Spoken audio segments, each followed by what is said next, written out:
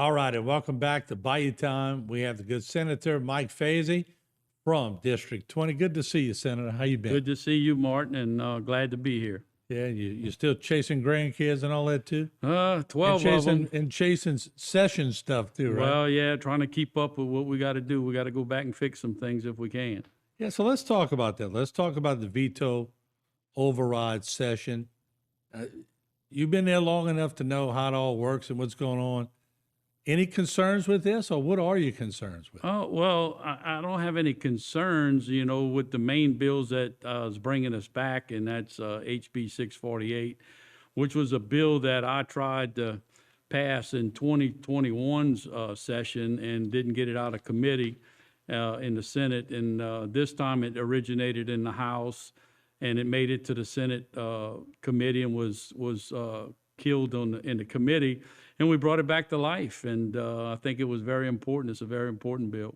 Let's talk about it a little bit. Explain to the audience what the bill includes. Well, basically, what it does is all children 18 and below 18 are not able to be forced puberty blockers, or the doctors push puberty blockers on them and do any kind of surgical procedures to do a sex change. And we think that kids need to grow up first, and before we start messing with them. From carrying my bill back in 21, when my bill died in committee, I had many letters come from Europe that they're always ahead of us in these kind of things.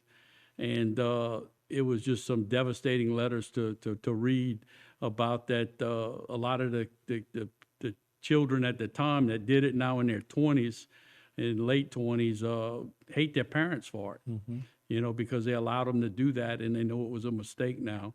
And they were more suicidal than ever.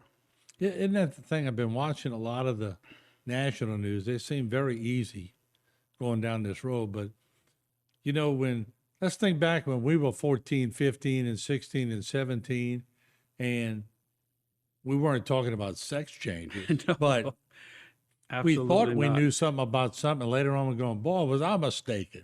Yeah. Same thing here. Sometimes they think it's cool to do that or whatever, and then one day they wake up a little later and they go, oh my God, how do you reverse that? Yeah, it's and that's the thing is reading those letters from Europe, and the sad thing is that they're ruined for life now. And at least give the children a chance to grow up and make a decision on their own and don't have any outside influence. And seeing some of the testimony that was for doing this to our children, I wonder, to me, they're creating lifetime patience by doing this, because this is something that these children will never be on their own from a medical society at all, if they continue this process. I've always said sometimes nothing makes sense when we send 18-year-olds off to war, yet they can't drink a beer. And I've always said, well, we got all the ages and the responsibilities all screwed up in this country. So I don't know if we'll ever get it back, but it's worth trying, isn't it? It's worth trying to get it right to save our children. I'm proponent on letting our kids grow up and make their own decision.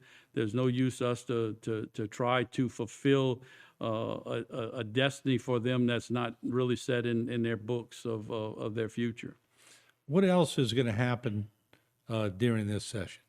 Well, they got a few bills. Brett Online had two really good bills to do away with our franchise tax in the state of Louisiana, which has been great help for our state to bring economic growth here.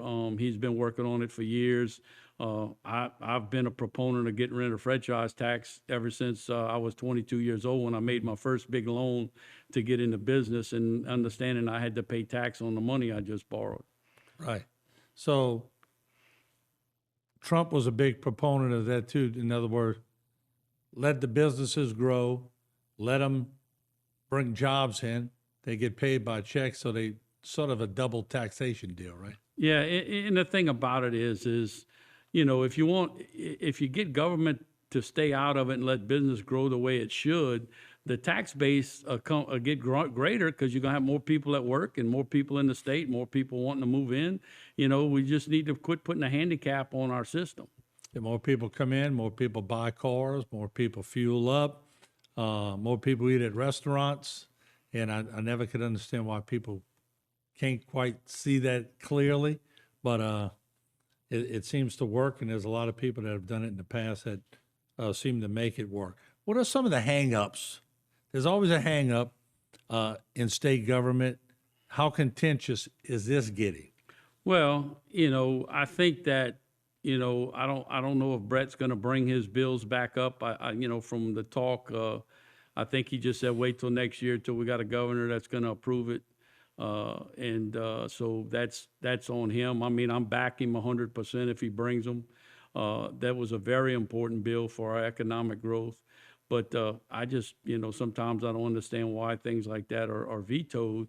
That when he had the numbers, I think on his bill on SB1, he had 37 votes in the Senate and one nay, and then he had 98 votes and no nays in the House. And in the second bill that's compatible to that bill, that both bills have to pass in order for it to work, he had 38 votes in the Senate and 103 in the House. There was a very strong majority votes from both parties, and for the bills to be vetoed, you just wonder. As we go to the break, that's why the governor of the state of Louisiana is a very powerful position. They don't have to look at who voted for what. They could just put the pin on it. Done deal. We'll take a break. We're going to come right back with the Senator Mike Fesi. We're going to have another part on this. Don't go away.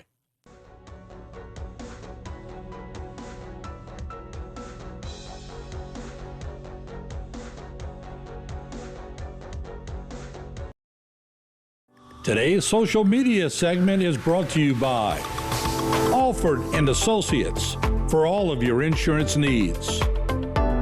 CIS, Cardiovascular Institute of the South, the highest quality cardiovascular care available. Barker Honda, the Barker family tradition of quality.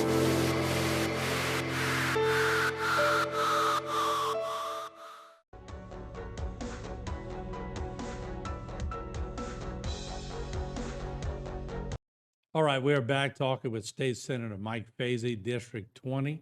And, we just passed the year anniversary of that horrific event with Ezekiel Harry.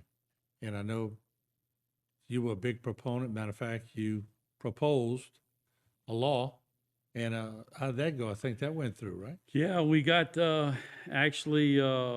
Ezekiel's law is now in force. The governor signed it.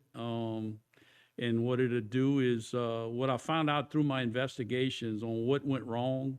No one agency was at fault. I think it was just all miscommunications, and that's what we found out. Holding 4 meetings I had before session, I had the Sheriff's Association, Chief of Police Association, and many of the other law enforcement associations together with Child Services, DCFS, and many other groups, and we all came together because in my investigation, I kept hearing that this one thought this and this one thought that, and they didn't know this, and this takes too long, they're upset with this. So what I did is I brought them together. In those 4 meetings, we started solving problems. They had never met before. All of those agencies had never come together and tried to talk about, what are the issues that we need to fix and to communicate. And so by the time our 4th meeting hit, we kind of had a rule that in 4 meetings, we did some very good stuff. So we just figured the law would be that they have to meet 4 times a year, once a quarter. Mm-hmm. And then we can look at what they come back with and report as a legislature and see what we need to do next. And it's a beginning of a new age in trying to take care of keeping our children out of trouble. What was that cool hand Luke that said, what we have here is a failure to communicate? That's what it comes down to. That's what it comes down to. Yeah.